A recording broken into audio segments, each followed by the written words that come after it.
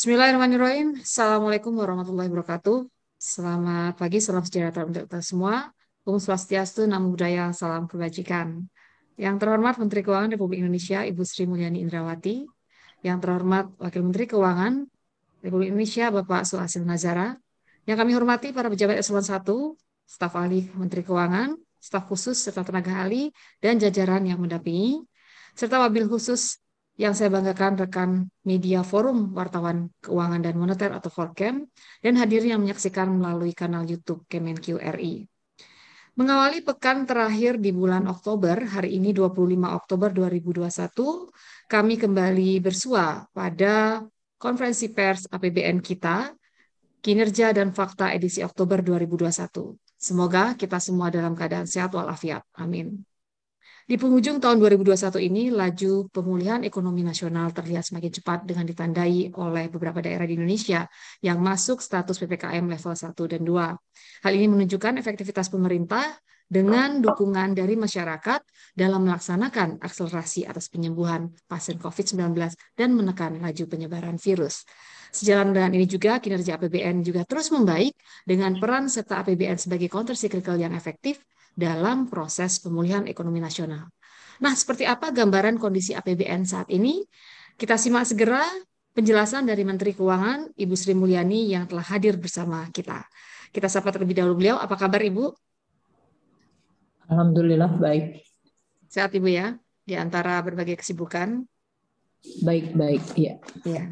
Baik, Ibu, kita persilakan Ibu untuk berkenan memulai paparannya. Baik, terima kasih. Assalamualaikum warahmatullahi wabarakatuh. Selamat pagi, salam sejahtera untuk kita semua. Salam sehat. Teman-teman wartawan yang saya hormati, saya akan menyampaikan perkembangan APBN dan keuangan negara pada periode sampai dengan akhir September, atau kita juga akan mengupdate untuk angka-angka yang memang sudah tersedia sampai dengan Oktober. Kita akan memulai seperti biasa bahwa kondisi perekonomian baik global maupun dalam negeri sangat terpengaruh oleh perkembangan dari pandemi COVID. Jadi saya akan memulai dengan update mengenai pandemi dan kemudian kita akan masuk mengenai perekonomian Indonesia dan dampaknya kepada kinerja APBN. Pertama, mengenai pandemi. Kita lihat bahwa kondisi sampai dengan 22 Oktober, total kasus seluruh dunia mencapai 243,71 juta dengan kematian 4,95 juta atau 2,03%. Kita melihat bahwa perkembangan sudah mulai menunjukkan perbaikan di seluruh dunia sesudah terjadinya lonjakan akibat adanya Delta varian. Namun ini tidak berarti bahwa masalah telah selesai. Beberapa negara sekarang masih menghadapi kenaikan kasus dari Delta varian. Bahkan negara-negara yang selama ini dianggap mampu menangani COVID, seperti RRT pun sekarang sedang menghadapi, Rusia sedang menghadapi, Inggris sedang menghadapi. Dan ini akan menjadi hal yang membuat kita terus waspada meskipun secara global kasus COVID mengalami penurunan. Di Indonesia kita terus mengalami perbaikan, protokol kesehatan yang diterapkan dan program pengetatan melalui PPKM telah menghasilkan dampak yang sesuai dengan harapan kita, yaitu menurunnya kasus harian dan ini sekarang terendah sejak Juni 2020, yaitu pada tanggal 23 Oktober yang lalu, yaitu dengan angka 769. Untuk penurunan kasus harian ini juga diikuti dengan rendahnya kasus aktif total di masyarakat, turunnya kematian harian, turunnya bed occupancy ratio, dan juga positivity rate kita. Ini semuanya adalah hal yang luar biasa bagus, karena kalau bisa diakui di seluruh negara di dalam menghadapi Delta varian, mereka tidak selalu cukup efektif dalam waktu yang relatif cepat untuk bisa menurunkan dan mengendalikan kembali, meskipun dengan jumlah vaksinasi yang cukup besar. Negara-negara di Eropa, Amerika, bahkan RRT sekarang sedang menghadapi meskipun cakupan vaksinasi mereka cukup besar. Saudara-saudara sekalian, untuk pelaksanaan vaksin di Indonesia terjadi kenaikan dan progres yang sangat baik. Secara global, jumlah vaksin global ada 6,82 miliar dosis di 184 negara yang sudah dilakukan vaksinasi, di mana rata-rata perharinya adalah 28,6 juta dosis per hari. Indonesia dalam hal ini adalah negara ke-6 terbesar dalam jumlah yang sudah melakukan vaksinasi, baik dosis pertama maupun 2 dosis komplit. Kalau kita lihat dosis pertama 112,27 juta yang sudah dilakukan, atau ini merupakan 41,55% populasi. Untuk yang dosis kedua 67,17 juta atau 24,86% dari populasi, dan yang mereka melakukan booster 1,1 juta. Mungkin saya ingin sampaikan di level global, kemarin dalam pertemuan IMF World Bank tahunan, diharapkan pada akhir tahun sudah minimal 40% populasi dunia sudah divaksinasi di semua negara, dan pada kuartal pertama tahun 2022 diharapkan 70% sudah bisa tercapai sehingga herd immunity bisa terjadi. Dengan perbaikan langkah-langkah kita di dalam penanganan COVID yang menyebabkan penurunan kasus, maka kita melihat kegiatan ekonomi kita juga mulai menunjukkan perbaikan kembali. Kinerja manufaktur global sama seperti juga di Indonesia, begitu COVID mulai bisa tertangani, maka mereka juga menunjukkan perbaikan. PMI global sampai dengan bulan September tercatat ekspansif di level 54,1. Ini akibat makin terkendalinya COVID-19. Namun seperti saya sampaikan tadi, ini tidak berarti Delta varian dan COVID sudah selesai. Di Indonesia kita juga melihat terjadinya ekspansi kegiatan manufaktur yang ditujukan dengan PMI Indonesia sebesar 52,2.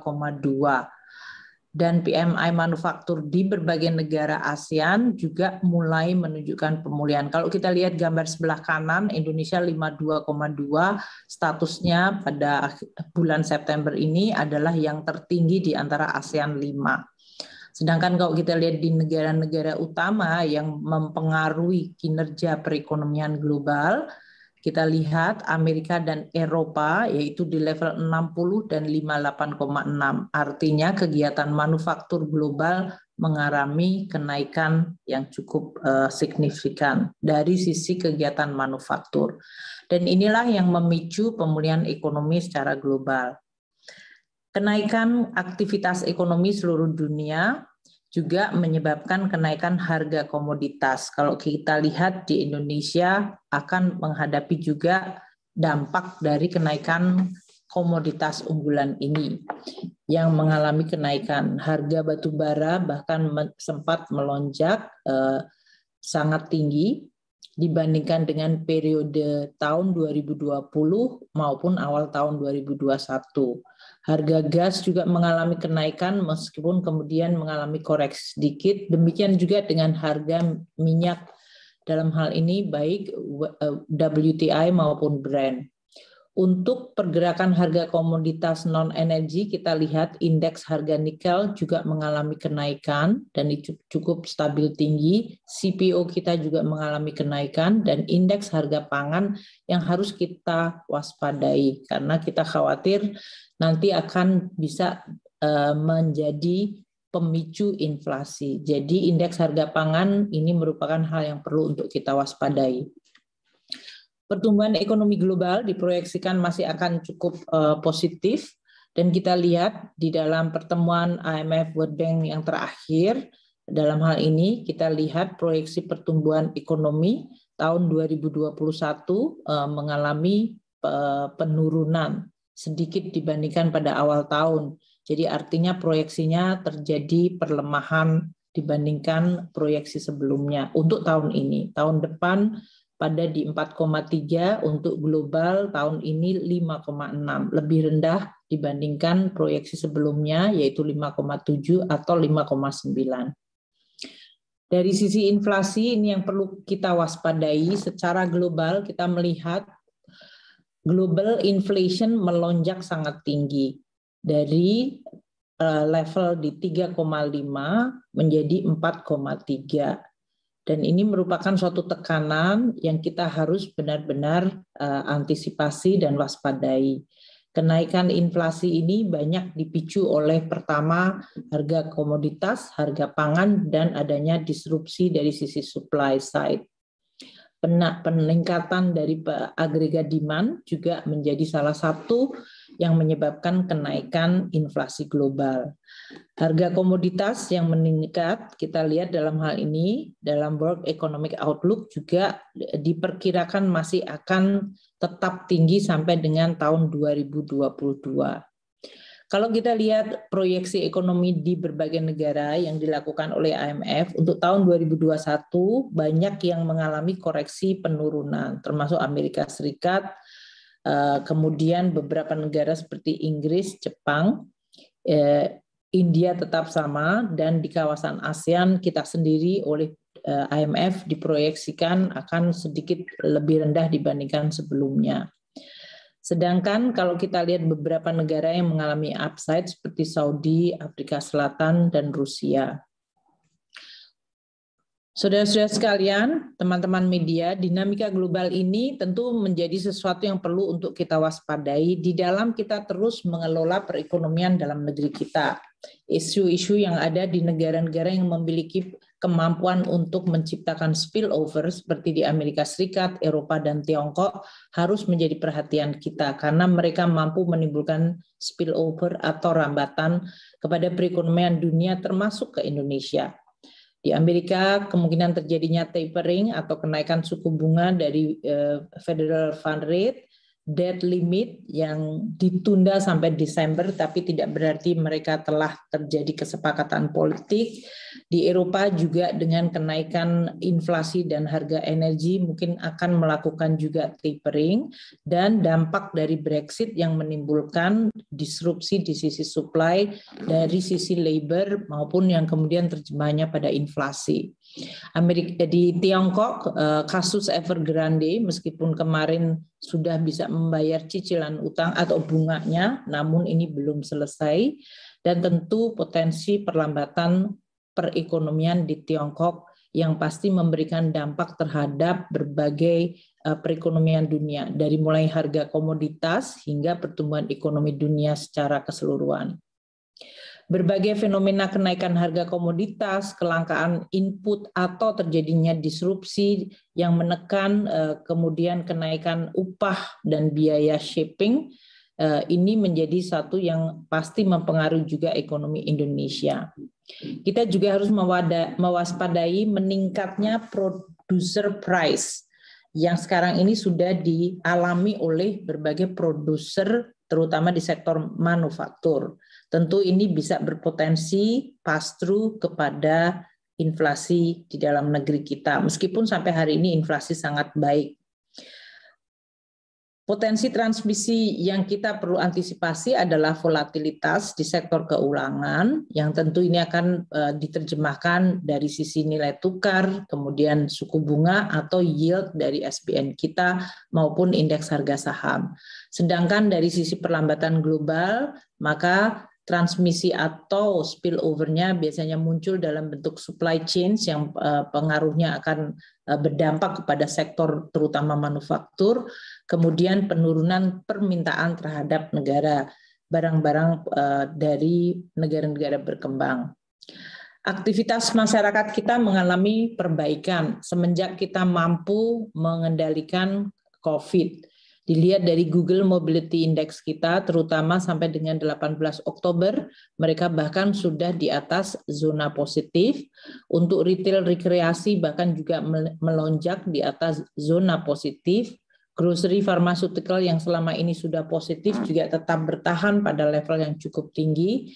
Dan ini menggambarkan nanti pengaruhnya terhadap kegiatan konsumsi dan investasi di dalam negeri.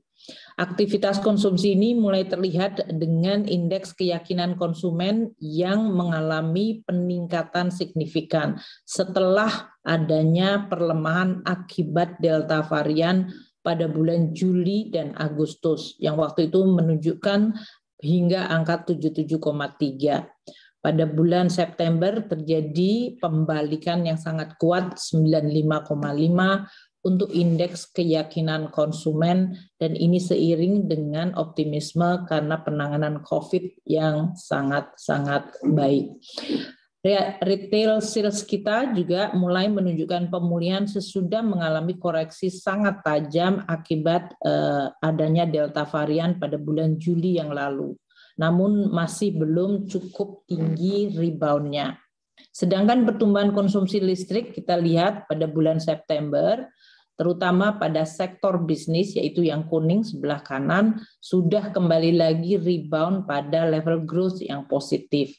Sektor bisnis ini yang sangat-sangat sensitif terhadap COVID karena dia menyangkut kegiatan-kegiatan perdagangan. Sedangkan untuk sektor industri yang biru relatif tetap robust, selama ini growth-nya double digit dan masih bertahan di 11,5. Sektor rumah tangga di sisi lain juga mengalami sedikit penurunan, namun tetap bertahan di zona positif, yaitu dengan pertumbuhan 3,9. Jadi kalau dilihat dari leading indicators konsumsi listrik ini, kita melihat terutama sektor bisnis, yaitu sektor jasa perdagangan, yang menunjukkan adanya pemulihan atau rebound sesudah mengalami dampak negatif dari Delta. Teman-teman media yang saya hormati, indikator belanja masyarakat ini sudah menunjukkan suatu level recovery yang cukup baik. Dan ini nanti akan menentukan proyeksi pertumbuhan ekonomi kita di kuartal ketiga.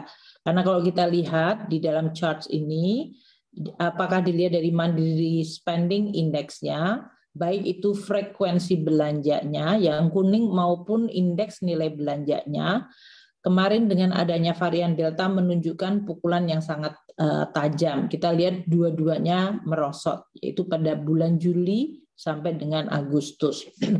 Dan mulai terjadi pemulihan pada minggu kedua Agustus dan terus berlanjut hingga Oktober ini.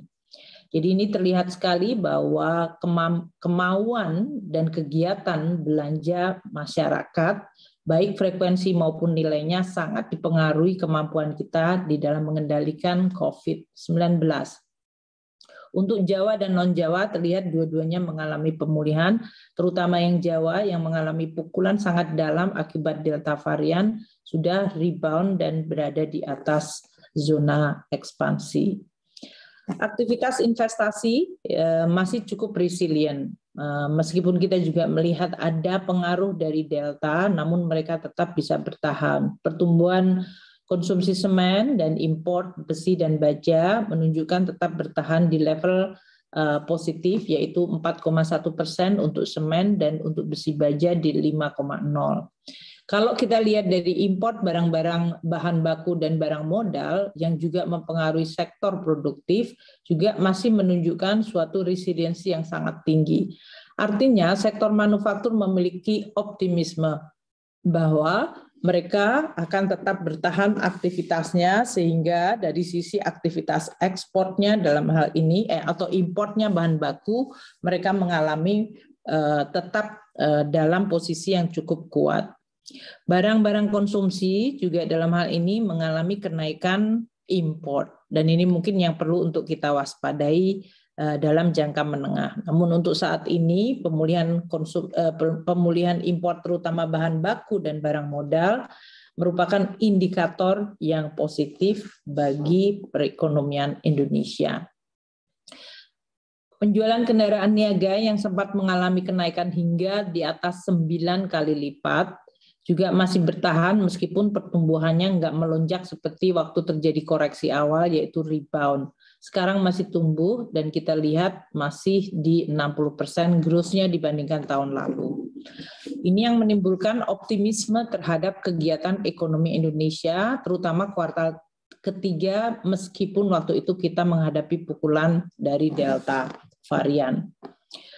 Di sisi neraca perdagangan, surplus masih berlanjut sampai bulan September, dan kita lihat surplus bulan September sebesar 4,37 miliar US dollar merupakan hasil dari surplus non-migas, di mana kinerja kumulatifnya untuk tahun 2021 ini lebih tinggi tentu dibandingkan tahun 2020. Tentu kita memahami tahun lalu memang merupakan tahun yang sangat berat pukulan COVID-nya.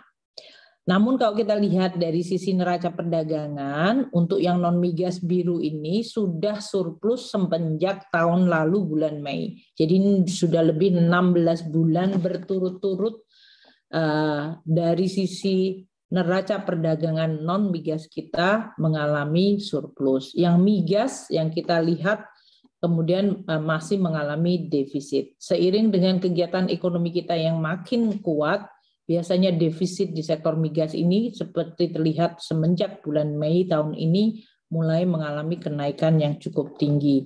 Nah, ini yang mungkin kita waspadai karena ini mempengaruhi kemudian terhadap tentu ketahanan energi kita.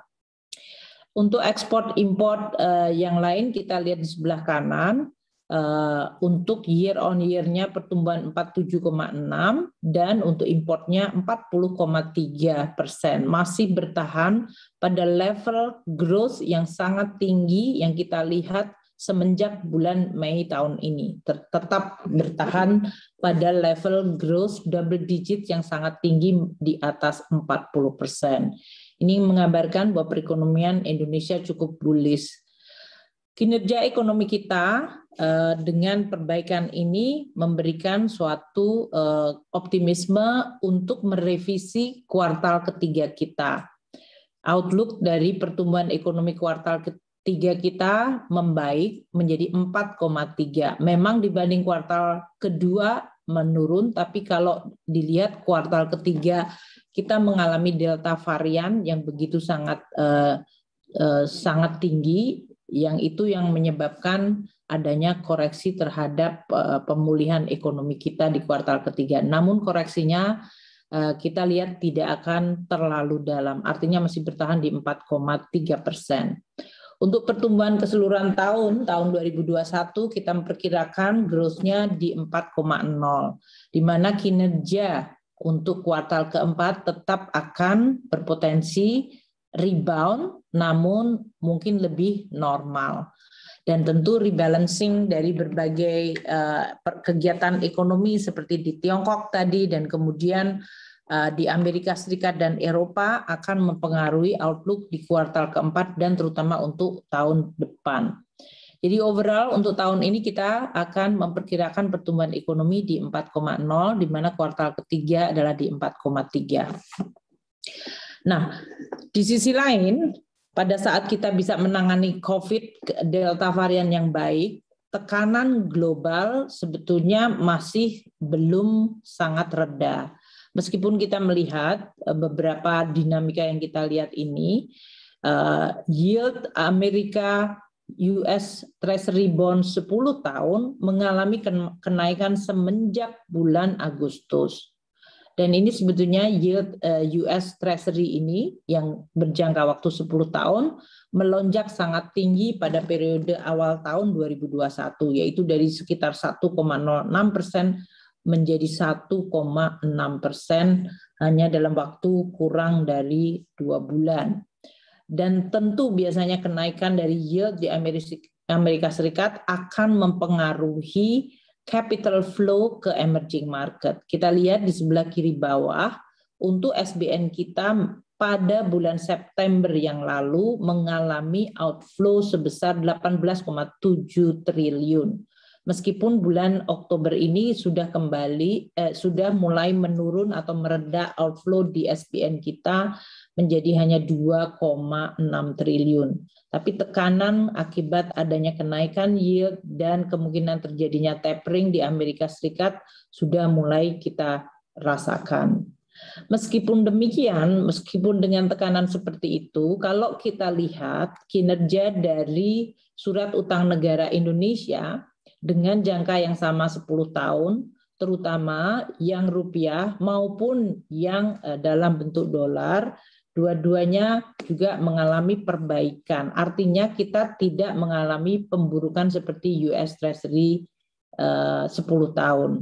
Dengan demikian kita lihat kalau kita bandingkan antara US Treasury 10 tahun dalam denominasi dolar dengan rupiah 10 tahun, kita lihat spread di antara keduanya makin mengecil. Ini menggambarkan bahwa SBN Indonesia bahkan yang denominasinya rupiah memiliki kinerja yang kuat atau baik yang disangga atau didukung oleh kinerja APBN kita dan kredibilitas polisinya. Sementara dari US Treasury justru mengalami kenaikan sehingga spread kita mengalami perkecilan atau mengecil. Kalau kita lihat yield dari government bonds 5 tahun dibandingkan antar negara, Indonesia mengalami justru penurunan 3,1%. Gambar di sebelah kanan bawah. Dibandingkan negara-negara emerging lain yang justru mengalami koreksi atau penurunan kenaikan yield yang sangat tinggi, yaitu Thailand, Meksiko, Filipina, Malaysia, Rusia, dan India. Semuanya yield mereka justru mengalami kenaikan double digit, bahkan seperti Thailand mencapai 128%. Ini yang menggambarkan bahwa Indonesia cukup resilient dan reputasi kita secara global dari surat utang negara maupun dari kredibilitas makro policy, terutama fiskal, mampu menciptakan positioning dari SBN kita yang sangat baik. Dari sisi capital market, sebenarnya mereka juga masih merasakan adanya inflow. Bulan September yang lalu, untuk pasar saham terjadi inflow 4,3 triliun. Dan bulan Oktober ini bahkan meningkat lagi ke 9,9 triliun.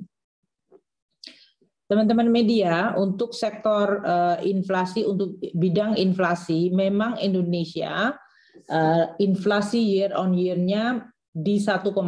Ini sangat rendah. Dan ini sangat bagus. Atau kalau kita hitung year to date-nya, inflasi kita masih di 0,8%, di bawah 1%. Month to month-nya 0,04%. Dibanding dengan inflasi dunia, terutama di negara-negara maju yang sekarang melonjak di atas 4%, ini adalah situasi yang perlu kita terus jaga terus. Artinya, kinerja yang sangat baik dari sisi stabilitas harga harus terus kita jaga. Karena memang tekanan inflasi dari global sangat kuat dan cukup nyata. Kalau kita lihat sampai dengan bulan-bulan September ini, tekanan dari sisi inflasi, terutama yang berasal dari volatile food, masih relatif bisa kita kelola. Karena di Indonesia cuacanya cukup mendukung, yaitu curah hujan yang cukup sering dan menimbulkan jumlah kenaikan stok pangan di Indonesia. Tapi di sisi lain potensi inflasi yang berasal dari disruption di sektor transportasi maupun dari sisi perdagangan internasional harus kita kelola dan antisipasi dengan hati-hati. Dengan lingkungan ekonomi yang cukup baik, sampai dengan September APBN kita menunjukkan kinerja yang sangat baik. Belanja negara 1.806,8 triliun, dalam hal ini sedikit menurun dibandingkan tahun lalu, karena tahun lalu memang terjadi lonjakan belanja negara yang cukup besar, yaitu minus 1,9%. Namun kalau kita lihat di komposisinya, belanja kementerian lembaga atau pemerintah pusat yang berasal dari belanja kementerian lembaga justru mengalami kenaikan 16,1%. Ini terutama didorong oleh belanja modal, yaitu proyek-proyek infrastruktur yang mulai diakselerasi, kemudian belanja barang dominasinya adalah untuk vaksinasi dan perawatan pasien untuk bantuan COVID dan juga bantuan-bantuan pemerintah dalam bentuk bantuan produktif.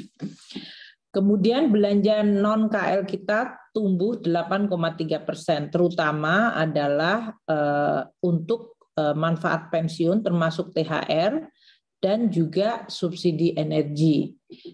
Kalau kita lihat di sini dan pupuk dan program prakerja masuk dalam belanja non-KL. Sedangkan TKDD kita justru mengalami kontraksi 14%. Nanti kita akan sampaikan alasannya beberapa. Untuk pembiayaan investasi kita meningkat cukup signifikan 172% dengan berbagai pencairan terutama untuk mendanai proyek-proyek strategis nasional melalui Elman dan juga pembangunan rumah sakit darurat dan pinjaman dari sisi PEN untuk daerah. Kerja keras dari APBN ini selain tentu mendukung kegiatan untuk penanganan COVID yang cukup berhasil, juga berhasil kembali memulihkan perekonomian secara bertahap. PEN kita telah terrealisir 58,3% atau 433,9 triliun sudah terrealisir dari 744,7 triliun pagunya. Mari kita lihat sedikit detail untuk realisasi belanja kita. Untuk belanja KL yang tadi saya sampaikan, terjadi pertumbuhan 42,4% untuk belanja barang. Belanja KL tumbuh 16,1%, belanja KL tumbuh 16,1%. Untuk belanja barangnya tumbuhnya 42,4%. Tahun lalu belanja barang juga sudah meningkat karena adanya COVID dan kita menaikkan belanja sebesar 9,1%.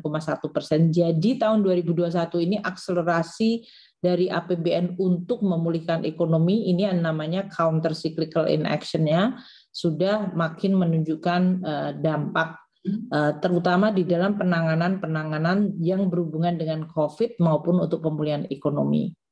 Bulan September terjadi 42,4%, ini meningkat dibandingkan tahun lalu. Kalau kita lihat siapa yang menikmati belanja barang yang didanai oleh APBN, sebagian sangat besar adalah masyarakat langsung. Seperti mereka yang merupakan pasien COVID, klaimnya dibayar pemerintah, insentif tenaga kesehatan, dan juga biaya operasi untuk sekolah-sekolah di lingkungan Kementerian Agama. Itu 123,5 triliun, naik signifikan dibanding tahun lalu yang 80,4 atau naik 53,5.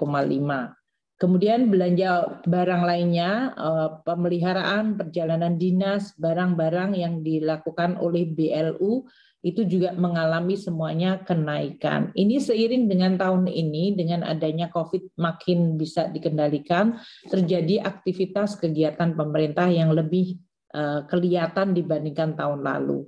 Kemudian ada belanja yang diserahkan ke masyarakat, belanja barang yang langsung diserahkan ke masyarakat, seperti waktu pemerintah memberikan bantuan untuk usaha kecil menengah, bantuan pemerintah, kemudian vaksin yang diberikan langsung kepada masyarakat, subsidi kuota dan subsidi upah.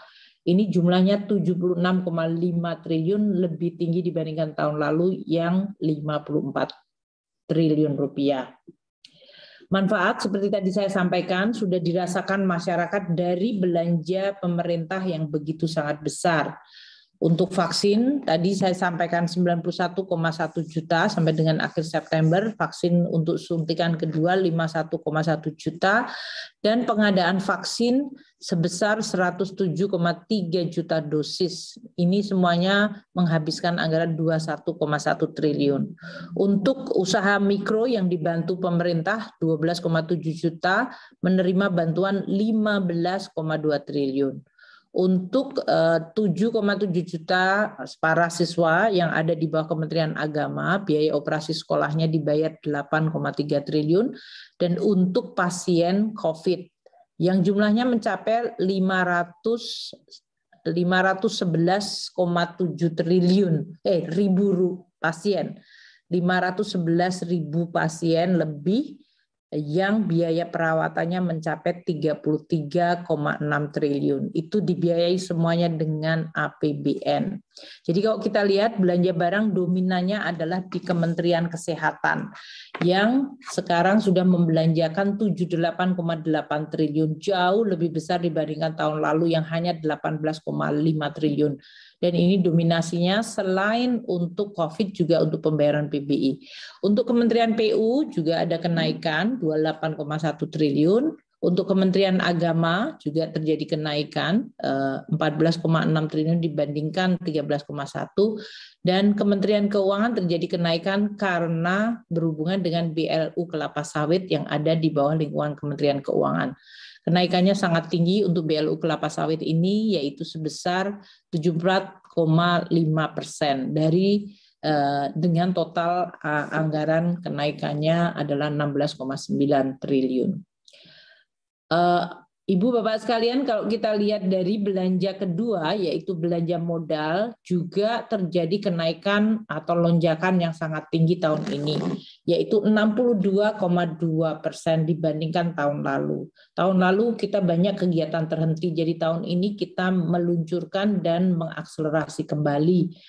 Jadi realisasi belanja modal telah mencapai 118,7 triliun atau ini naik 62,2% dibandingkan tahun lalu, atau ini adalah 48,1% dari total APBN kita. Tahun lalu belanja modal kita terhenti karena COVID baru memukul Indonesia sehingga terjadi perlemahan atau kelumpuhan dari kegiatan belanja-belanja modal. Nah, kalau kita lihat belanja modal ini terutama didominasi oleh Kementerian PUPR. Dari tahun lalu yang hanya 28,2 triliun sekarang mencapai 50,7 triliun atau naik 79,9%. Kemudian yang kedua, Kementerian Kepolisian Republik Indonesia yang tahun lalu dari 8,5 naik menjadi 19,2 atau 126,3% kenaikannya. Kementerian Pertahanan tahun lalu 16,3 naik ke 18,5 atau naik 13,4%, dan Kementerian Perhubungan dari 8,3 triliun ke 9 triliun atau naik 8,9. Bentuknya apa belanja modal ini yang dinikmati oleh masyarakat langsung? Pembangunan bendungan kita sudah menyelesaikan progresnya 69,2% dari target 10 bendungan yang akan dibangun baru tahun ini, dan 43 bendungan yang merupakan pembangunan lanjutan. Total anggaran 11,9 triliun rupiah. Irigasi ini yang sangat berhubungan dengan ketahanan pangan. Telah diselesaikan 67,8% dari 600 km rehabilitasi untuk pembangunan, 67,8 dari target 600 km, dan rehabilitasi 72% dari target 3.900 km. Totalnya 4,4 triliun. Untuk jalan 55,46 pembangunan baru dari target 213,6 km, dan untuk preservasi atau dalam hal ini maintenance atau perbaikan 78,2% sudah dilaksanakan dari 3.900 km, dari 57,793 ribu kilometer. Total belanja untuk jalan ini 17,9 triliun, kereta api 1,9 triliun, kemudian yang cukup menonjol juga untuk pembangunan rumah sakit, 33% dari 21 rumah sakit yang akan diperbaiki, serta untuk pengadaan alkes. Demikian juga untuk jembatan dan kemudian modernisasi almatsus maupun alutsista di Kementerian Pertahanan. Telah dilakukan pelaksanaan belanja modalnya. Untuk perlindungan sosial tahun ini sampai dengan 30 September telah dibelanjakan 304,1 triliun atau 86,2% dari total pagunya. Ini terdiri dari belanja pemerintah pusat, baik yang KL, non-KL maupun transfer ke daerah. Mayoritas adalah belanja pemerintah pusat yang sangat mendominasi untuk membantu masyarakat langsung. Coba kita lihat belanja 141 triliun dari belanja KL untuk bantuan sosial. Siapa yang menerimanya? Yaitu 10 juta keluarga dari keluarga PKH. Itu mendapatkan 20,7 triliun rupiah. Kemudian 17,1 juta keluarga penerima atau kelompok penerima kartu sembako, dibantu sembako dengan anggaran 29,2 triliun.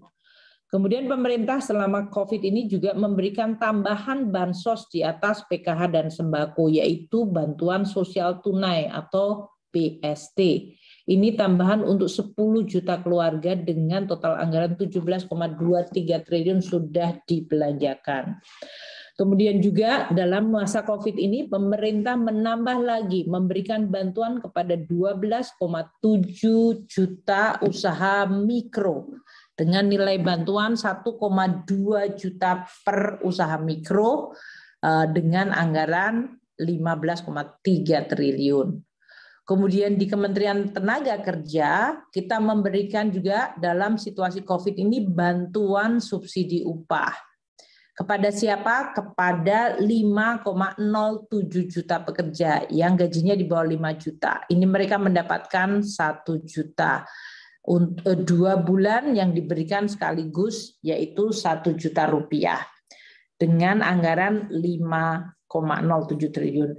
Ini semua adalah bantuan pemerintah yang selain yang sifatnya baseline, kita memberikan tambahan yang sangat besar terutama dalam suasana COVID dan pada saat kita dihantam oleh varian Delta. APBN hadir dan responsif secara sangat cepat pada saat masyarakat mengalami tekanan luar biasa akibat COVID. Kita masih juga memberikan program Kartu Prakerja kepada 5,97 juta dengan anggaran 21,2 triliun. Selain itu, kita memberikan 32,6 juta masyarakat kita yang berlangganan listrik diberikan diskon atau digratiskan dengan anggaran 5,63 triliun. Dan untuk usaha kecil pun selain tambahan bantuan produktif usaha mikro, tadi kita memberikan bantuan kepada usaha kecil untuk subsidi bunga KUR dan non-KUR sebesar 14,5 triliun. Untuk TKDD kita menyalurkan dana desa yang kemudian dipakai untuk membantu 5,6 juta keluarga dalam bentuk bantuan langsung tunai sebesar 14,9 triliun. Jadi teman-teman media di halaman ini bisa dilihat betapa APBN terutama dalam situasi COVID ini masuk ke berbagai instrumen untuk langsung membantu masyarakat. Dari mulai subsidi listrik, kemudian bantuan langsung tunai, sembako, prakerja, bantuan produktif usaha mikro, bantuan subsidi upah, dan bahkan bantuan sosial tunai tambahan untuk 10 juta. Inilah gambaran kenapa APBN pada saat tekanan terhadap masyarakat meningkat, kita kemudian meningkatkan jumlah bantuan sosialnya untuk meringankan beban mereka. Selain bansos, masyarakat juga menikmati subsidi dan belanja subsidi kita tahun ini juga mengalami kenaikan dibandingkan tahun lalu. Subsidi dalam bentuk energi mengalami kenaikan yang cukup besar yaitu 18,3%, next yaitu 88,2 triliun rupiah dibandingkan tahun lalu yang 74,4 triliun rupiah. Kalau kita lihat realisasi sampai dengan Agustus, terutama volume mengalami kenaikan. Ini seiring dengan kenaikan kegiatan masyarakat. Untuk BBM, solar, dan metan, terjadi kenaikan tahun lalu hanya 9,3 juta kiloliter, sekarang menjadi 10,2 juta kiloliter. LPG mengalami kenaikan 4,7 juta kilogram, tahun ini naik menjadi 4,9 juta kilogram. Untuk subsidi listrik 36,65 juta pelanggan tahun lalu, tahun ini naik ke 37,84 pelanggan. Dan volumenya pun untuk listrik juga mengalami kenaikan 40,2 terawatt hour ke 41,74 terawatt hour. Jadi ini menggambarkan bahwa subsidi juga akan meningkat seiring dengan aktivitas masyarakat yang mulai meningkat. Sehingga ini untuk subsidi energi terjadi kenaikan 18,3%. Untuk subsidi non-energi, terutama yang berhubungan dengan bunga KUR dan kemudian SBUM. Kita lihat untuk uang muka rumah, untuk subsidi KUR juga terjadi lonjakan yang sangat tinggi. Jumlah debiturnya dari 3,9 menjadi 5,6 juta, dan jumlah penyaluran KUR-nya dari 130 triliun naik ke 209,2 triliun. Makanya kalau kita lihat subsidi bunganya meningkat dari 39,7 triliun tahun lalu ke 43,8 triliun atau 10,1% kenaikannya. Ini sekali lagi APBN hadir untuk membantu masyarakat dalam bentuk subsidi di atas bantuan sosial yang telah tadi sampaikan. Mari kita lihat belanja melalui transfer ke daerah. TKDD ini yang tadi mengalami kontraksi, yaitu sebesar 14%. Tahun lalu kita transfer 69,7 triliun, tahun ini sampai dengan September kita transfer 541,47 triliun atau turun 14%. Apa yang menyebabkan? Pertama, penyaluran DBH dan DAU, dalam hal ini dua-duanya menurun, DBH 14,2%, DAU 4,7%. Penurunannya karena 90 pemerintah daerah belum memenuhi syarat untuk penyaluran DAU. Apa itu syaratnya? Yaitu laporan belanja wajib dari dana transfer umum ini, dan juga laporan dari pelaksanaan 8% dari transfer umum yang dipakai untuk penanganan COVID. Ini pemerintah daerah karena belum menyampaikan laporan, kita belum memberikan transfer untuk DAU dan DBH-nya, yaitu untuk 90 Pemda tadi. Sedangkan 78 untuk tingkat kabupaten dan 6 kota dan 6 provinsi. Jadi dari 90 ini kalau di breakdown, sebagian besar adalah kabupaten 78, 6 kota dan 6 provinsi. Untuk DAK kita lihat kita sudah menyalurkan 20,54. Ini jauh lebih kecil dibandingkan tahun lalu. DAK fisik yang tahun lalu mencapai 49,8 triliun atau drop 58,8%. Apa penyebabnya? Karena pada tahun 2020 kita melakukan relaksasi penyaluran. Jadi syarat-syaratnya dihilangkan atau dikurangkan sehingga kemudian kita bisa langsung menyalurkan ke daerah. Ini karena waktu itu tujuannya untuk daerah memiliki resources untuk bisa meminimalkan kontraksi ekonomi kita. Nah, yang direlaksasi adalah persyaratan review dari aparat pengawas internalnya. Dan dalam hal ini kita juga melakukan penyaluran secara sekaligus pada bulan September. Maka waktu tahun lalu terjadi lonjakan kenaikan DAK dalam penyalurannya pada bulan September 49,89. Tahun ini kita menormalisir sehingga memang terlihat DAK fisiknya penyalurannya seperti menurun. Tapi ini karena kita mengembalikan berbagai rambu-rambu agar anggaran yang kita berikan kepada daerah betul-betul mencapai tujuannya. Terutama untuk DAK fisik ini adalah pembangunan fisik. Untuk DAK non fisik juga sedikit mengalami penurunan 9,9%, dari 99,1 triliun ke 89,2. Ini juga sekali lagi karena rekomendasi untuk penyaluran biaya operasi sekolah tahap ketiga untuk 34 provinsi dan rekomendasi dari kementerian lembaga yang merupakan rekomendasi teknis baru diterima pada bulan September. Sehingga nanti ini mungkin untuk DAK non fisik akselerasinya baru terlihat di bulan Oktober yang kita akan sampaikan pada bulan depan. Untuk DID dan dana otsus lebih rendah karena Pemda sekali lagi belum mengajukan permohonan salurnya. Dan untuk dana desa terjadi penurunan 13% karena jumlah terutama untuk penerimaan BLT di tingkat desa lebih rendah. Tadi sekitar 5,7 juta. jauh lebih rendah dibandingkan tahun lalu yang mencapai 8 juta. Nah, APBD yang masih rendah ini sampai September kalau kita lihat untuk belanja APBD 2,11 kontraksi. Dan terutama terlihat di sini penurunan yang sangat besar adalah dari sisi belanja lainnya dan belanja modal. Sementara untuk belanja pegawai juga terjadi penurunan sedikit, namun tidak sangat besar, dan belanja barang lain justru mengalami kenaikan. Dan kalau kita lihat untuk belanja pendidikan mengalami kenaikan, sedangkan belanja di bidang kesehatan justru mengalami penurunan yang berasal dari APBD.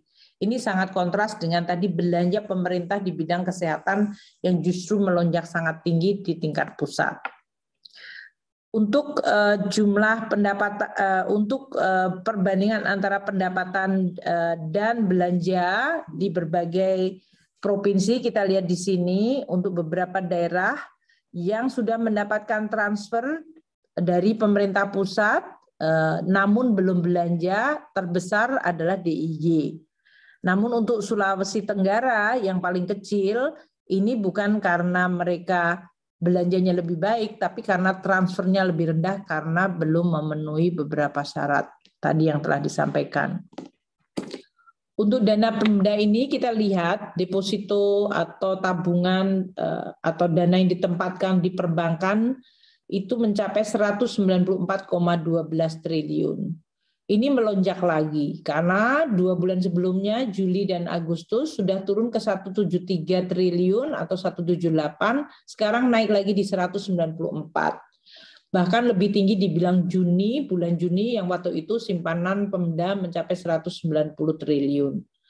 Meskipun demikian dibandingkan 2 tahun terakhir, simpanan Pemda di perbankan ini lebih rendah. Tahun lalu bahkan mencapai 239 triliun.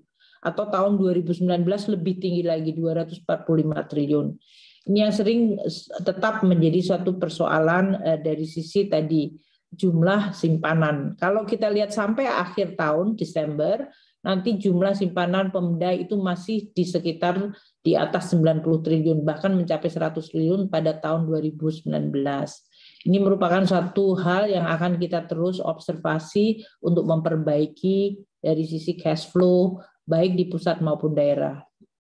Mari kita lihat untuk realisasi penanganan COVID di daerah, meskipun tadi belanja kesehatan menurun, tapi kita lihat realisasi untuk penanganan COVID dari dana alokasi umum mereka mengalami kenaikan, yaitu sudah mencapai 14,7 triliun.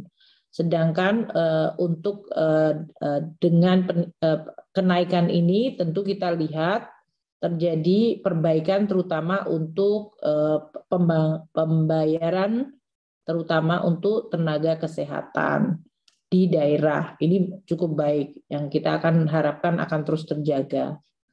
Untuk anggaran pemulihan ekonomi di daerah juga terjadi kenaikan mencapai 9,2 triliun meskipun angka ini sangat kecil dibandingkan juga dengan belanja pemerintah pusat yang tadi mencapai ratusan triliun. Namun ini berarti daerah sudah menggunakan DAU DBH-nya di dalam rangka untuk membantu masyarakat di daerah masing-masing, yaitu mencapai 9,22 triliun atau 36,39. Masih sangat sebetulnya dibandingkan dengan ini sudah bulan September atau akhir September, tapi posisinya masih di bawah 40% dari total belanja.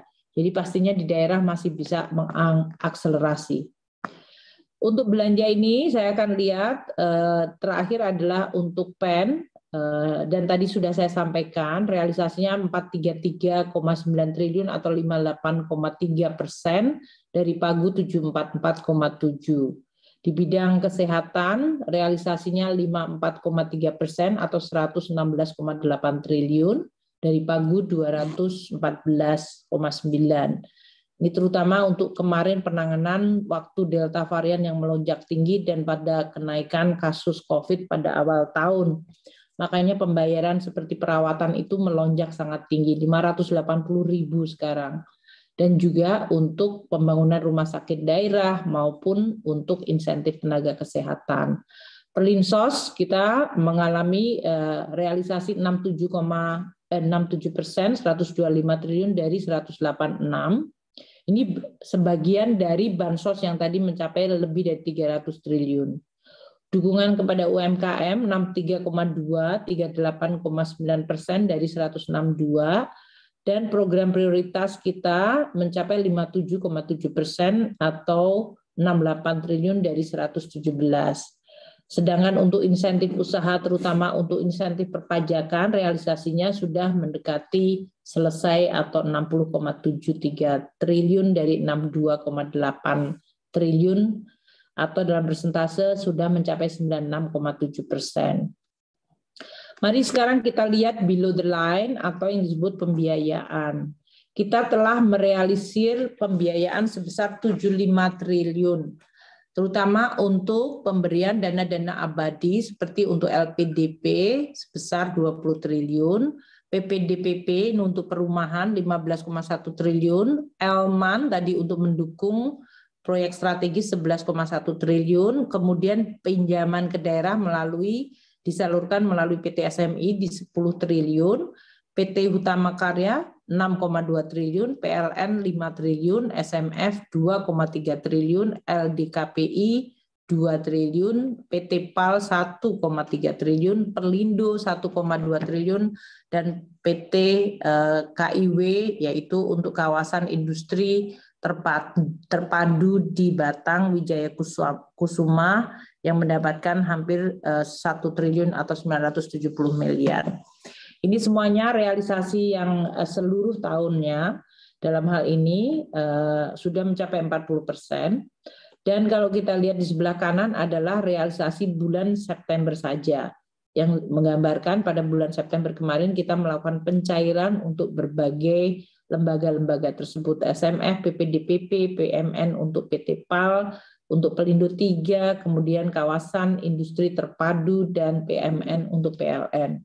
Kami sekarang akan meminta Dirjen Kekayaan Negara dan Pak Irjen untuk terus memantau kinerja dari PMN dan bantuan-bantuan ini kepada instansi-instansi tersebut.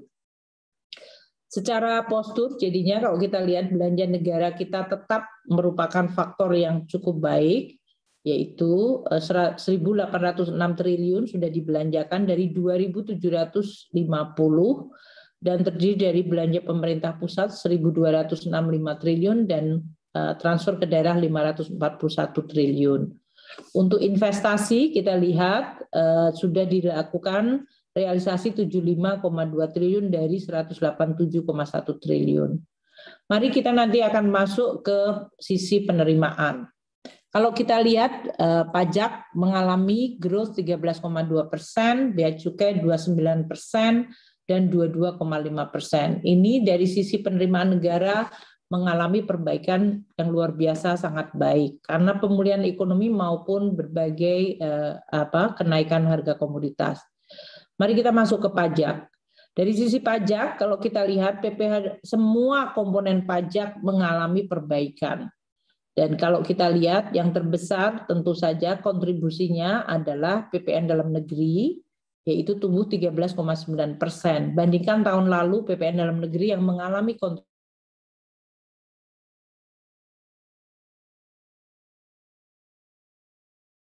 total penerimaan pajak 15,69%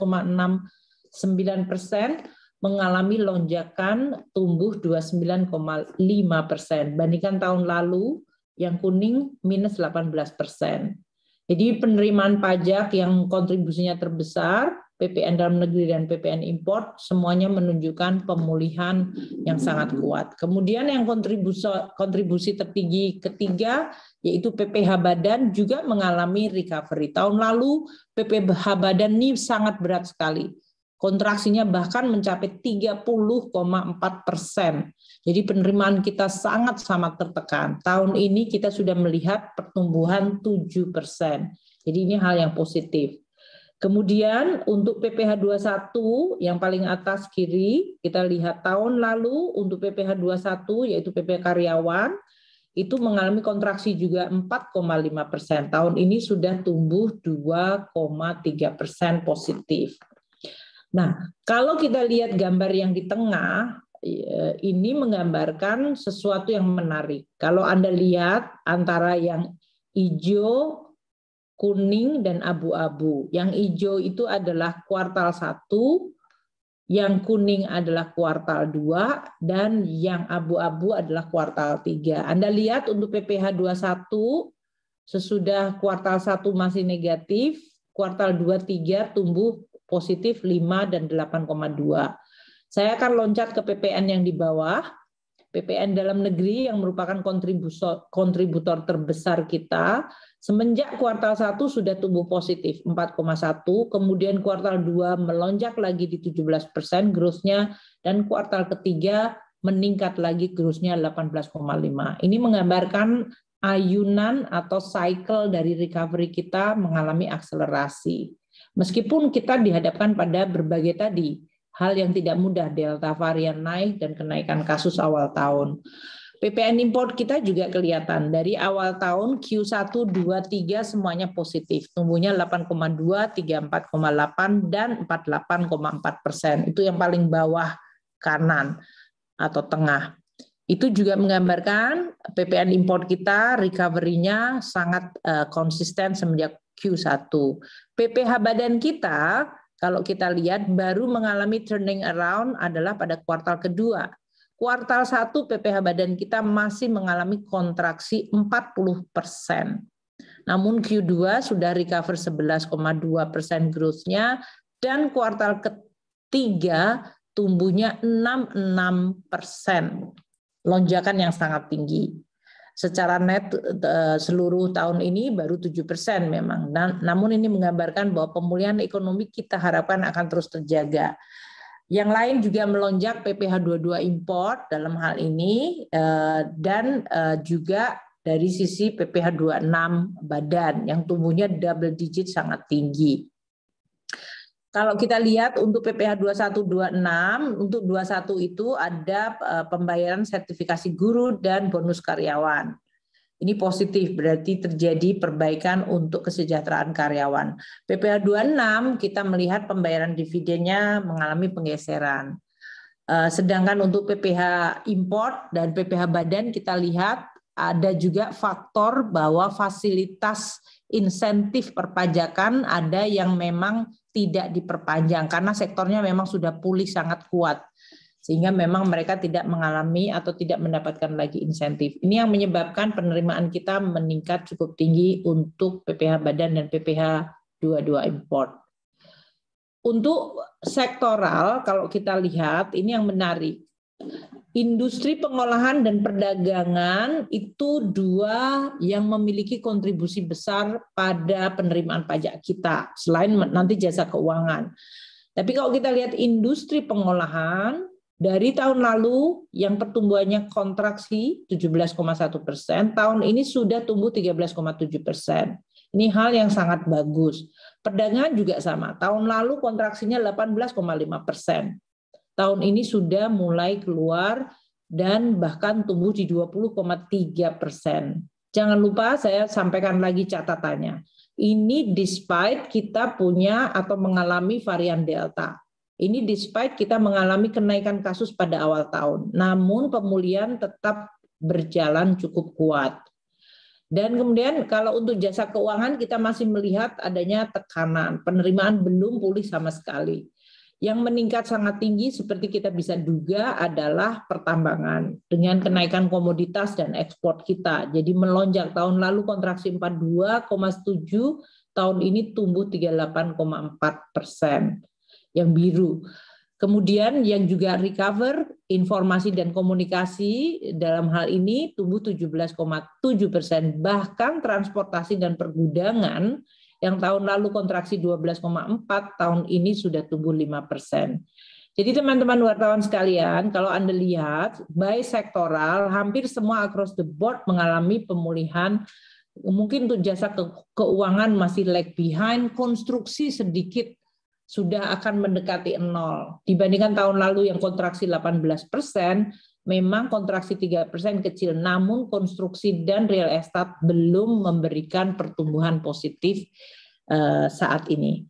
Namun coba kita lihat yang di tengah. Untuk tadi konstruksi dan real estate, walaupun growth-nya masih negatif 3%, kalau kita lihat kuartal by kuartal 1 yang warna hijau, kuartal 2 yang warnanya merah agak bata, dan kemudian abu-abu yang kuartal ketiga. Real estate kita lihat kuartal ketiga kontribusinya tumbuhnya di 27,9%. Ini artinya konstruksi mulai menggeliat di kuartal ketiga ini. Dan ini seiring dengan tadi belanja-belanja pemerintah di bidang modal, tadi belanja modal, dan kita berharap masyarakat juga sudah mulai pulih. Nah, kalau kita lihat quarter by quarter yang melonjak semuanya konsisten. Industri pengolahan kuartal ketiga jauh lebih kuat dibandingkan kuartal kedua recovery-nya, 31,7. Perdagangan tumbuh sangat kuat di kuartal ketiga dibandingkan kuartal kedua yang 30,3%. Bayangkan ini kuartal ketiga adalah pada saat kita masih mengalami delta varian yang tadi betul-betul memukul luar biasa dari kenaikan kasusnya. Namun sektor perdagangan tetap resilient. Pembayaran untuk pajaknya bahkan makin kuat di kuartal ketiga. Tadi saya sudah sampaikan jasa keuangan yang belum pulih. Konstruksi yang tadi kuartal ketiga mulai pulih luar biasa. Informasi dan komunikasi kuartal 2 dan 3 ajak tumbuh di atas 20%.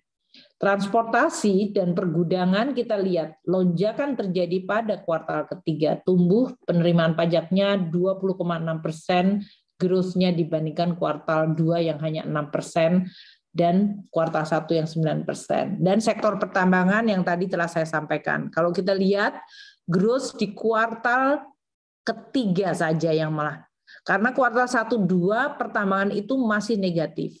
Tapi kalau kita lihat kuartal ketiga, sektor pertambangan melonjak lebih dari 3 kali lipat atau 317,6%.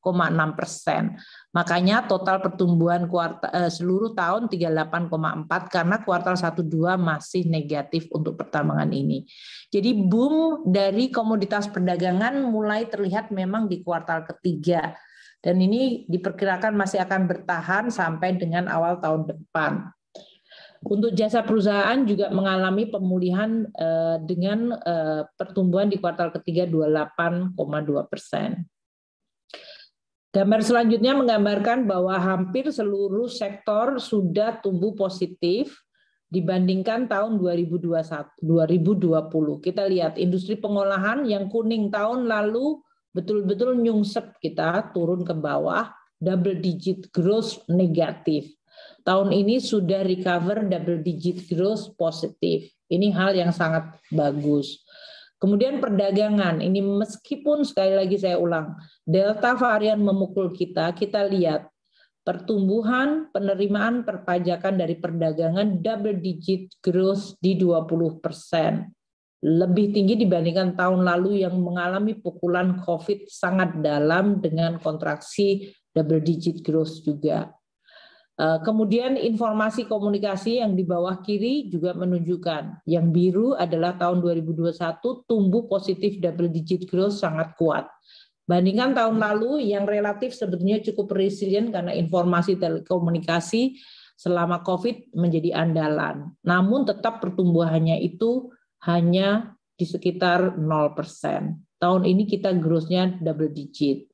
Pertambangan melonjak terutama pada bulan September, seperti tadi saya sampaikan. Konstruksi real estate tadi saya sampaikan kuartal ketiga melonjak cukup tinggi. Jadi kita harap kalau tren ini cukup bagus, konstruksi real estate mulai bulan Oktober kita harapkan sudah menembus zona positif.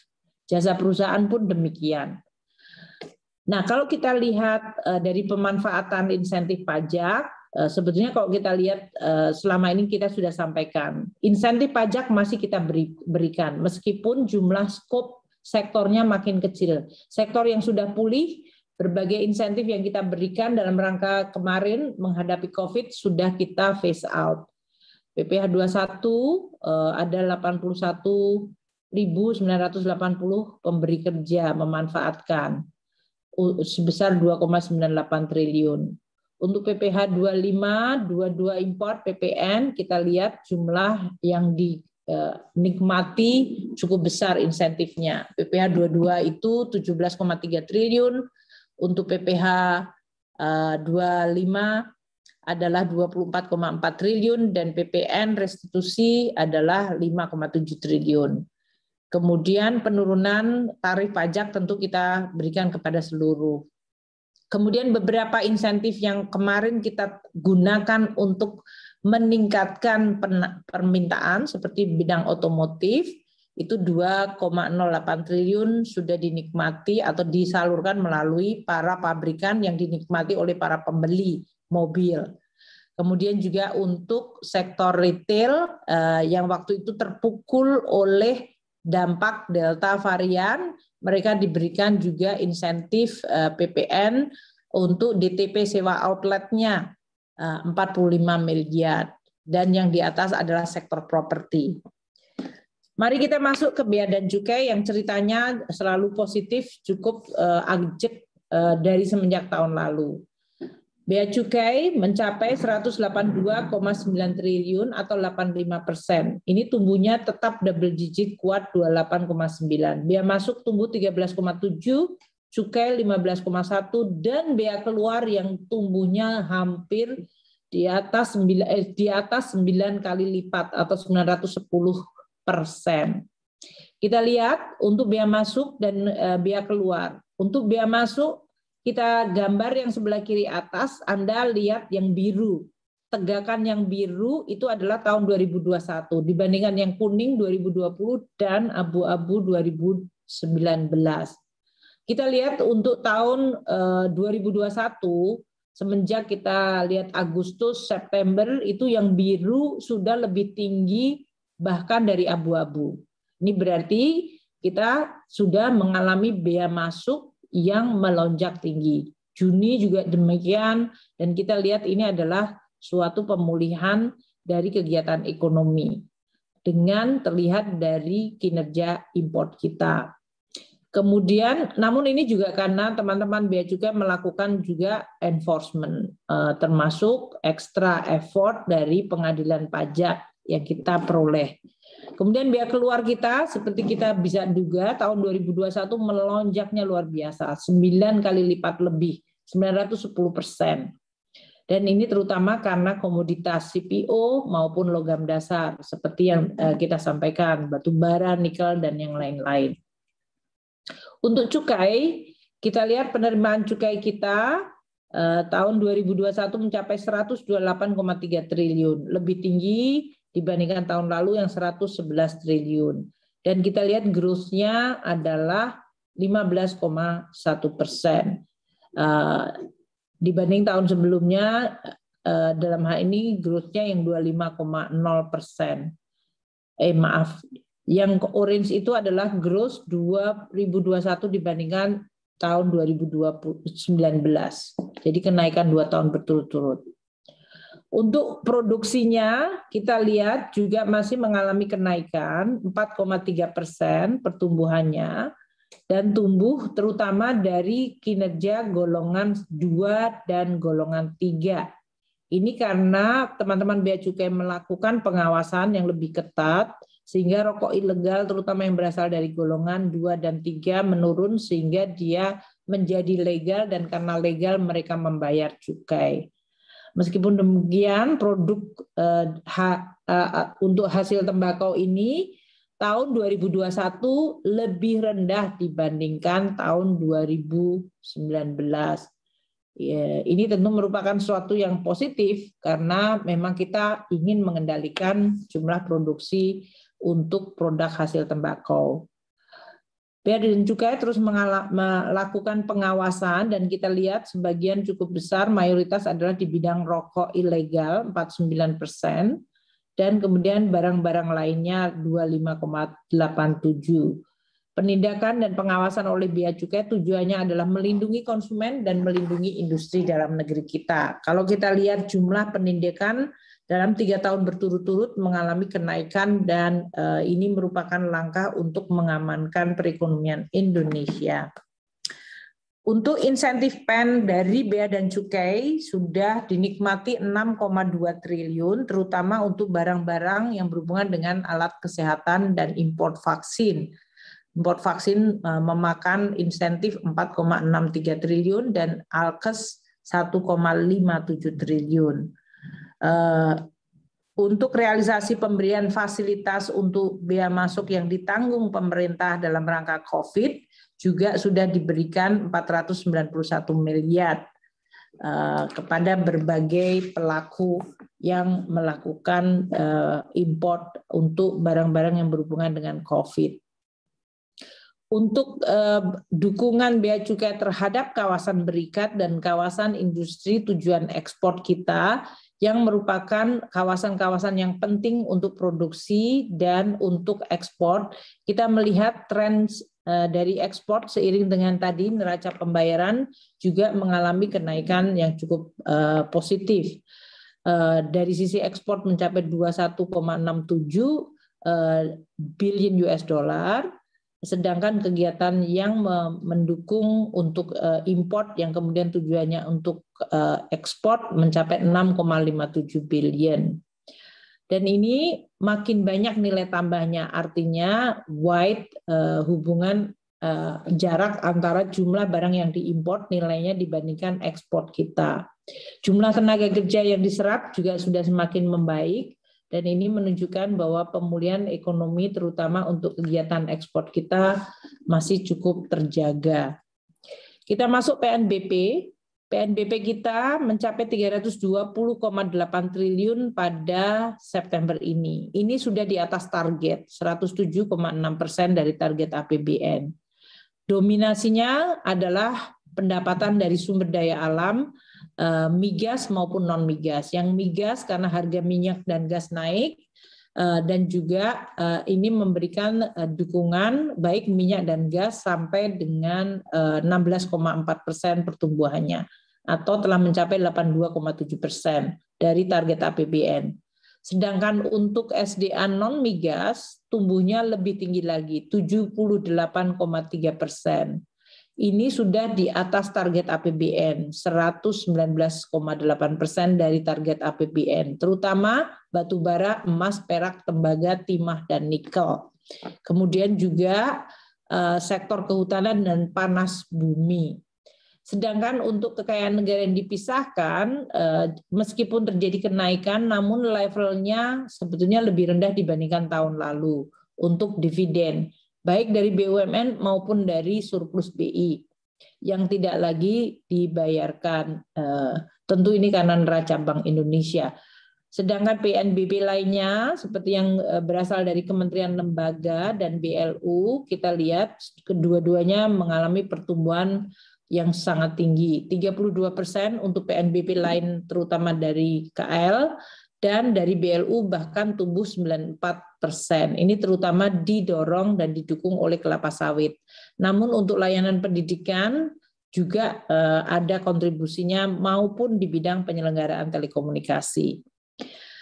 Terakhir untuk pembiayaan. Kalau kita lihat sampai dengan tahun 2021 September, pembiayaan mencapai 621,9 triliun atau 61,8%. Ini mengalami penurunan 20,7% dibandingkan tahun lalu. Ini artinya apa? APBN kita mengalami konsolidasi. Artinya defisitnya menurun dan pembiayaan utang juga mengalami penurunan. Dan penurunannya sangat tajam. Ini berarti sesuai dengan target ingin menyehatkan kembali APBN kita sesudah kita bekerja luar biasa keras. Meskipun APBN tetap memberikan dukungan tadi seperti yang saya jelaskan kepada masyarakat, kepada kesehatan maupun kepada ekonomi. Pasar keuangan domestik kita cukup kondusif seperti yang tadi sudah saya sampaikan, terlihat dari SBN yield kita yang mengalami kinerja yang bahkan tetap kuat dan positif dibandingkan suasana seperti yang terjadinya dengan dengan US Treasury. Tahun 2021 ini Bank Indonesia sudah berpartisipasi 142,74 triliun. dengan pembelian SUN sebesar 97,5 triliun dan pembelian SBSN 45,23 triliun. Penerbitan SBN ke Bank Indonesia yang sudah diatur di SKB 1, 2, dan terutama yang 3, nanti untuk yang ketiga ini akan dilaksanakan terutama pada akhir tahun ini, yaitu November dan Desember. Target lelang karena penerimaan kita cukup bagus, juga adanya SKB 3 dan penggunaan silpa kita yang cukup besar menyebabkan kita menurunkan target lelang SBN, dan ini tentu memberikan juga dampak kepada kemampuan kita untuk menurunkan yield dari SBN kita. Pembiayaan investasi yang tadi telah saya sampaikan, realisasinya kita akselerasikan karena di satu sisi memanfaatkan cash juga untuk mempercepat pemulihan ekonomi terutama di sektor-sektor BUMN. Perkembangan asumsi makro terakhir saya ingin sampaikan sampai dengan akhir September ini untuk pertumbuhan ekonomi realisasi 3,1, target APBN 5%, inflasi masih 0,8 year to date, dari APBN yang 3% atau year on year kita masih 1,6. Nilai tukar kita di 14.210 end of period atau year to date 14.325. Ini relatif lebih kuat dibandingkan asumsi APBN 14.600. Suku bunga untuk 10 tahun surat utang negara di 6,21 end of period atau 6,36 year to date, dibandingkan referensi di APBN yang 7,2%. Harga minyak mentah kita end of period 72,2, year to date 65,2, dibandingkan referensi APBN kita $45 per barel. Lifting minyak kita dua-duanya lebih rendah, lifting minyak kita untuk end of period maupun year to date lebih rendah dari target APBN 705, sedangkan lifting gas kita untuk end of period di atas target maupun year to date, yaitu 1.039.000 untuk end of period dibandingkan 1.007.000. Itu adalah perkembangan asumsi makro antara referensi dan target dengan realisasinya. Dengan demikian, kita tutup dengan memberikan tabel mengenai realisasi APBN dibandingkan tahun 2020. Tadi telah saya sampaikan, pendapatan negara kita mengalami kenaikan yang cukup signifikan, yaitu growth-nya 16,8%. Realisasinya 1.354,8 triliun. Atau dalam hal ini 77,7%. Kemudian kalau kita bandingkan growth bulan Agustus lalu yang 13,9, maka bulan September ini growth-nya makin tinggi lagi untuk pendapatan negara. Jadi ini menggambarkan sesuatu yang sangat positif. Kita berharap akselerasi dari kegiatan ekonomi yang kemudian diterjemahkan dalam bentuk penerimaan kita, baik dari pajak, bea dan cukai maupun penerimaan negara bukan pajak. Penerimaan pajak kita sampai dengan September untuk perpajakan 1.033 triliun, pajak sendiri 850 triliun, di mana untuk pajak ini pertumbuhan September 13,2%. Ini sekali lagi lebih kuat dibandingkan pertumbuhan bulan lalu yang 9,5%. Untuk bea dan cukai 182,9 triliun, tumbuh 29%. Hampir sama dengan pertumbuhan bulan lalu yang 30,4. PNBP mencapai 320,8 triliun atau tumbuh 22,5%, itu lebih kuat dibandingkan pertumbuhan bulan lalu yang 19,6%. Kalau kita lihat untuk penerimaan pajak ini sudah 69,1% dari target. Bea cukai 85,1% dari target, dan PNBP kita sudah melampaui target, yaitu 107,6% dari target. Untuk belanja, tadi telah saya sampaikan, belanja negara kita mencapai 1.806,8 triliun. Dan ini adalah 65,7% dari belanja total, tumbuhnya negatif 1,9. Bulan lalu masih tumbuh positif, growth-nya 1,5. Belanja pemerintah pusat mencapai 1.265,3 triliun atau 44% growth-nya dari tahun lalu. Terdiri dari belanja KL 734 triliun dan non KL 531,3 triliun. Belanja KL growth-nya 16,1, non KL 8,3% kontraksi. TKDD tadi telah saya sampaikan cukup elaboratif, sehingga total dari belanja dan penerimaan negara, pendapatan negara yang tumbuh sangat kuat, belanja negara yang relatif terkendali sesuai dengan target, maka keseimbangan primer kita pada bulan September 198,3% negatif. Ini mengalami penurunan 55,6% dibandingkan tahun lalu, di mana keseimbangan primer kita tahun lalu bulan September sudah mencapai 446,5 triliun. Dan kalau tadi dilihat, karena seluruh penerimaan negara kita rebound dan recover cukup bagus, ini merupakan tren konsolidasi yang sangat baik. Dan kita akan coba terus jaga meskipun kondisi akan terus dinamis. Keseluruhan postur APBN kita mengalami defisit 452 triliun. Dibandingkan tahun lalu yang defisitnya 681,4 triliun, ini penurunan 44,9%, penurunan 33,7% dari defisit tahun lalu. Ini sekali lagi menggambarkan konsolidasi fiskal berjalan dan juga secara tidak langsung pemulihan ekonomi sudah sesuai dengan yang kita terus harapkan.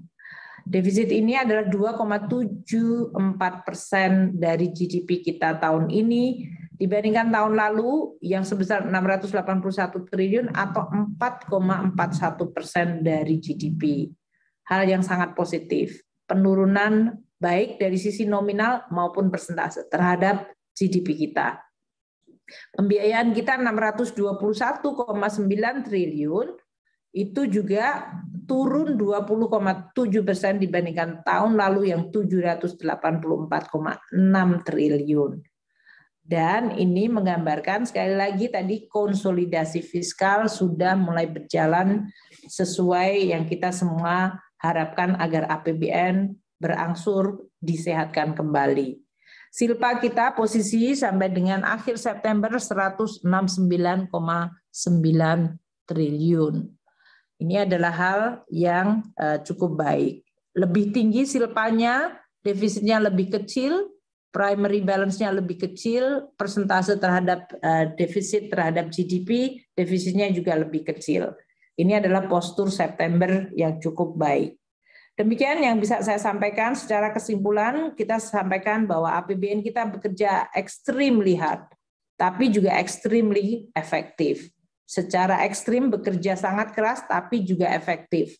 Terbukti dari tadi pemulihan ekonomi sudah mulai berjalan, masyarakat yang dibantu mendapatkan bantuan, kemudian masalah kesehatan kita cover secara baik dan penuh dan kita harap untuk penanganan COVID akan terus berjalan baik seperti kita bisa mengendalikan varian Delta hingga saat ini. Kita berharap hingga akhir tahun tidak terjadi lonjakan karena kita waspada jumlah COVID yang terjadi di berbagai negara yang mengalami lonjakan, terutama yang mengalami 4 musim, di mana biasanya pada kondisi winter musim dingin COVID itu atau sejenis COVID biasanya makin meningkat. Jadi kita juga tidak boleh berpuas diri, meskipun tadi kinerja APBN sangat baik yang mencerminkan kondisi penanganan COVID yang sangat baik dan pemulihan ekonomi yang sangat baik. Namun kita tidak boleh lengah dan tidak berpuas diri, karena berbagai risiko masih banyak, ketidakpastian masih akan muncul, dan tentu kewaspadaan yang harus terus ditingkatkan. Demikian yang bisa saya sampaikan. Sekali lagi saya ucapkan terima kasih, saya kembalikan kepada Puspa. Baik, terima kasih Ibu Menteri Keuangan yang telah menyampaikan paparan. Ibu, pertanyaan yang masuk cukup banyak. Namun demikian kami mendapatkan informasi bahwa Ibu ada dan harus segera menghadiri sidang kabinet, Ibu. Kami mohon arahan atau kami mohon kepada Bapak Wakil Menteri Keuangan kiranya berkenan melanjutkan, Bapak. Ya, saya akan mohon maaf saya karena tadi komunikasi saya nggak saya taruh di sini. Silakan untuk seluruh pertanyaan saya delegasikan kepada Pak Wamen dan seluruh eselon 1 karena tadi sudah saya borong semuanya dan saya akan siap untuk sidang kabinet. Jadi mohon untuk semuanya saya delegasikan kepada Bapak Wamen. Silakan. Baik, terima kasih Ibu Menteri Keuangan yang telah berkenan hadir dan tanpa mengurangi rasa hormat, kami persilakan Ibu apabila harus segera bergabung di acara berikutnya. Pemirsa, rekan media yang berbahagia, kita memasuki sesi tanya jawab. Kami mengundang Bapak Wakil Menteri Keuangan dan Ibu Bapak dari pejabat eselon 1. Apakah Bapak Wamen Puspa sudah hadir? dimulai aja dari yang makro, nanti Pak Febrio bisa menyampaikan yang makro, lalu kemudian yang juga yang pajak karbon beberapa nanti kita combine dengan Ibu Bapak eselon 1 yang lain. Mulai dari makro aja seperti yang udah didaftarkan. Baik, silakan. Kami bacakan secara singkat sebelum kami mengundang. Ya, silakan. Dari Secara singkat dari baca. Ya, baik. Dari Goida Rahmah, Koran Tempo menanyakan bagaimana fokus strategi APBN untuk menopang pertumbuhan ekonomi di 2 bulan terakhir dan apa saja program prioritasnya. Juga ditanyakan apakah pemerintah ada antisipasi untuk kemungkinan gelombang ketiga COVID di akhir tahun ini dan apa akan ada kenaikan belanja terkait COVID. Pertanyaan berkaitan dengan pajak karbon ini cukup banyak dari Krishna Investor Daily, dari Gayatri. Saya secara singkat saja intinya menanyakan kapan Perpres ini akan muncul, apa saja poin-poinnya, juga berapa perkiraan nilai pajak karbon dan perdagangan di 2022 yang bisa diperoleh dari Indonesia. Baik, silakan Pak Silakan. Febrio. Mohon izin Pak Wamen.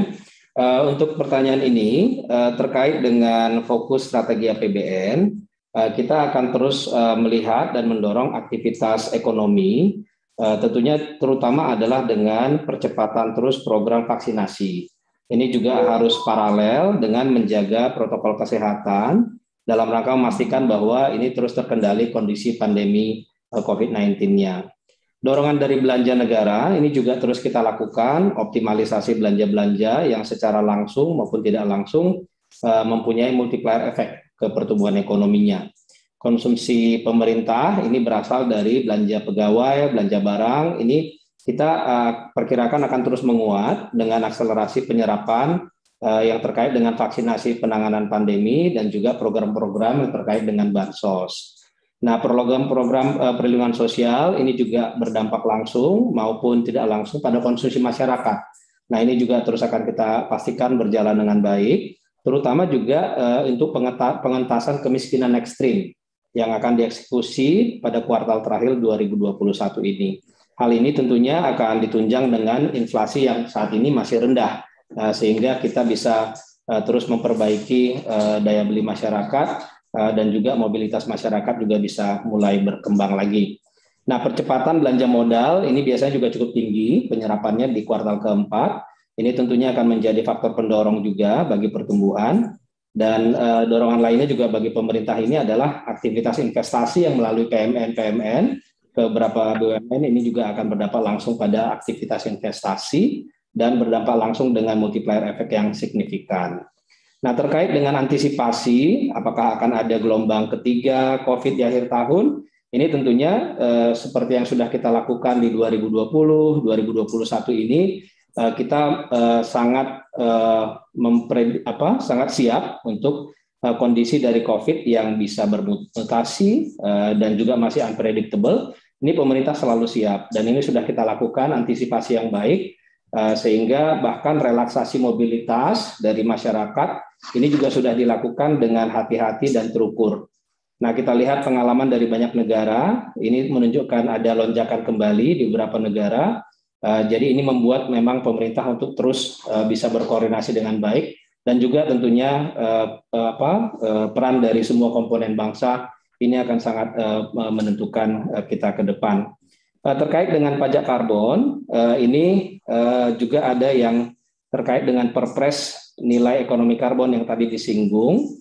Ini sedang difinalisasi. Apa yang diatur dalam Perpres nilai ekonomi karbon ini secara umum adalah instrumen-instrumen yang bersifat perdagangan atau pasar karbon maupun non-perdagangan. Nah, pengaturan ini tentunya adalah dalam konteks untuk mendukung pencapaian target National Determined Contribution Indonesia 29% dengan usaha sendiri atau 41% dengan dukungan internasional. Pengaturan tentang pajak karbon yang sudah ada dalam Undang-Undang HPP ini konsisten dengan pengaturan instrumen non-perdagangan dari nilai ekonomi karbon tersebut. Pajak karbon ini ditujukan untuk mendukung pembangunan pasar karbon yang bersifat cap and trade. Pajak karbon itu sendiri kita desain dengan bentuk cap and tax, di mana pajak karbon dikenakan terhadap emisi di atas cap yang ditetapkan. Nah, dalam Undang-Undang HPP, teman-teman wartawan juga sudah melihat bahwa pajak karbon itu dalam tahap awal 2022 sampai 2024 diterapkan terbatas hanya pada sektor PLTU batubara yang sebenarnya sudah memiliki pasar karbon yang sedang berjalan. Di antara PLTU batubara yang telah dibangunkan sistem cap and trade oleh Kementerian ESDM, sehingga pengaturan pajak karbon ini akan mendukung pembangunan pasar karbon ini semakin lebih kuat. Tentang dampak dari penerapan pajak karbon ini akan sangat terbatas karena pengenalannya pun masih dengan cap dan tarif pajak karbon yang sangat konservatif. Roadmap pajak karbon ke depan akan terus kita bangun mengikuti perkembangan pembangunan pasar karbon tersebut. Demikian Pak Wamen, jawaban dari kami. Baik, terima kasih Pak Febrio. Yang tentang dampak tadi ya tentu dengan adanya pasar karbon, maka ada insentif bagi para pelaku bisnis kita untuk membangun pembangkit listrik yang menggunakan energi baru dan terbarukan. Jadi ini bukan hanya kita lihat tahun ini, tahun depan, tapi ini adalah seluruh continuous reform yang kita lakukan untuk memperbaiki green economy di Indonesia. Nah, setelah ini saya mau minta Pak Suryo untuk menguraikan mengenai hal yang terkait dengan pajak sekaligus saja semuanya, dan setelah itu mungkin termasuk yang ini ya Pak Suryo, soal pilar 1, pilar 2, pertanyaan mengenai pilar 1, pilar 2, dan yang optimalisasi menuju akhir tahun, dan setelah itu Pak Asko bisa yang tentang cukai rokok. Namun ini ada pertanyaan harga minyak dan pengaruhnya ke penerimaan dan belanja APBN. Jadi harga minyak yang masih meningkat itu tentu meningkatkan penerimaan negara bukan pajak dan juga penerimaan perpajakan kita. Namun pada saat yang bersamaan biasanya juga ada peningkatan di dalam besarnya subsidi yang harus kita bayarkan. Karena subsidi BBM maupun listrik kita itu menggunakan patokan harga internasional atas BBM yang digunakan dan juga beberapa komoditas input primer lainnya. Ini akan kita perhatikan terus sampai dengan akhir tahun, tapi so far menurut kita masih di dalam perhitungan yang bisa kita pantau menjelang akhir tahun nanti. Sekarang ini kan APBN kita untuk akhir September, menjelang akhir tahun nanti akan lebih jelas berapa besar outlook dari APBN kita dan besarnya subsidi-subsidi yang harus kita bayarkan sampai dengan akhir tahun.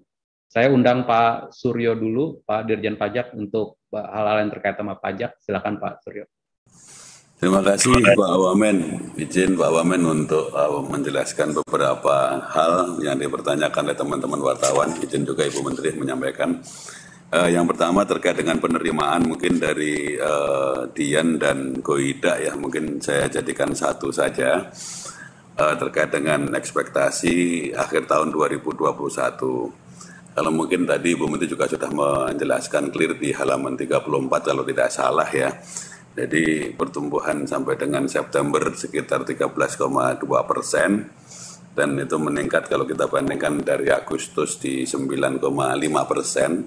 Dan tren ini yang betul-betul kami harapkan dan terus kami evaluasi dan monitor serta awasi.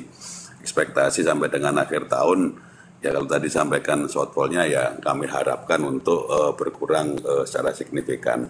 Dan apa saja yang kita lakukan, terutama terkait dengan beberapa sektor yang tadi juga disampaikan oleh Bu Menteri Keuangan ya, yang membukukan catatan yang bagus di beberapa quarter ini, khususnya terkait dengan industri pengolahan, perdagangan, pertambangan. Ini adalah sektor-sektor yang kami lakukan pengawasan pembayaran masanya. Di sisi yang lain, untuk uji kepatuhan material tetap terus kami lakukan, karena itu merupakan base activities yang ada di Direktorat Jenderal Pajak. Jadi harapannya sampai dengan akhir tahun ya kita kepengen mendekati dan bahkan insya Allah memenuhi target yang ditetapkan. Kemudian yang kedua terkait dengan PPh pasal 21, PPh orang pribadi yang di kuartal 1 masih terkonstruksi. Memang betul sampai dengan semester 1 memang masih terkonstruksi, khususnya di kuartal kedua karena terkait dengan pembayaran tahunan PPh orang pribadi. Namun demikian apabila kita melihat di kuartal ketiga dan harapannya di kuartal keempat ya, tadi ada di slide juga, slide nomor 32 ya kalau tidak salah, atau 32. Jadi harapannya sampai dengan akhir tahun ini untuk PPh orang pribadi pun juga akan istilah kata keinginan besarnya atau yang kami lakukan prediksi akan mengalami pertumbuhan positif sampai dengan akhir tahun di 2021. Kemudian yang kedua terkait dengan pertanyaan Dian menjelang implementasi pilar 1 dan pilar 2 Pak Wamen. Jadi kalau mungkin boleh kami informasikan, sampai saat ini Indonesia telah menyepakati sebetulnya konsensus implementasi pilar 1 dan pilar 2. Dan secara teknikalitas saat ini tim terus mendiskusikan, membicarakan mengenai persiapan implementasi di tahun 2023 ya kalau tidak salah ya.